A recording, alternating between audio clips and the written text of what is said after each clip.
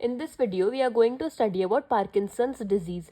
Parkinson's disease हमारी slowly progressive और degenerative disease है which affect the nervous system.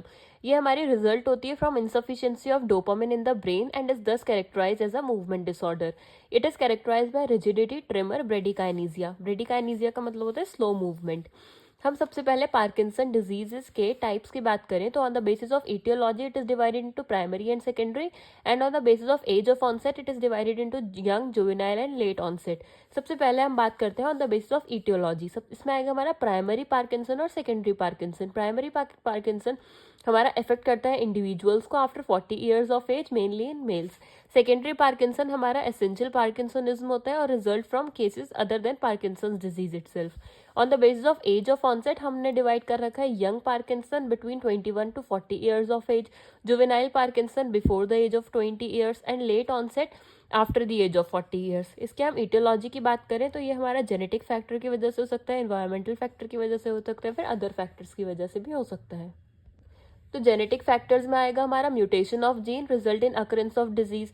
Environmental factors में आएगा age, sex, dietary habit, infection, toxins like heavy metal, water etcetera. Others में आ सकता है हमारा हेड ट्रॉमा, वायरल इन्फेक्शन, कुछ ड्रग्स की वजह से भी हो सकता है जैसे एंटीमेटिक और हाइपरटेंसिव ड्रग्स.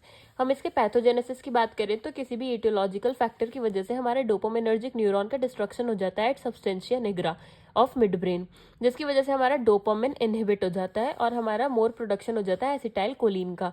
एसिटाइल कोलिन का जब हमारा ज़्यादा प्रोडक्शन होता है तो हमारे एबनॉर्मल सिग्नल जाते हैं हमारे ब्रेन से जो कि हमारे इम्पेयर करते हैं मोटिलिटी को और हमारा पार्किंसंस के कुछ सिम्टम्स देखने के लिए मिलते हैं जैसे कि रिजिडिटी, ब्रेडिकाइनेसिया. नेक्स्ट हम इसके क्लिनिकल मैनिफेस्टेशन की बात करें तो इसमें आएगा हमारा slow motion, arm, leg and trunk stiffness, changes in voice, reduce swelling ability, cramp, blank expression on face, low volume of speech etcetera. Pharmacological management की बात करें तो इसमें हमारा कुछ ड्रग्स हमारी डोपामिनर्जिक सिस्टम पे एक्ट करती हैं जैसे कि dopamine precursor like levodopa, peripheral D carboxylase inhibitor like carbidopa, dopaminergic agonist like ropinirole. फिर हम इसके नॉन फार्माकोलॉजिकल मैनेजमेंट की बात करें तो इसमें हम फिजिकल थेरेपी देते हैं और सपोर्टिव थेरेपीज देते हैं जैसे फिजियोथेरेपी और ऑक्यूपेशनल थेरेपी.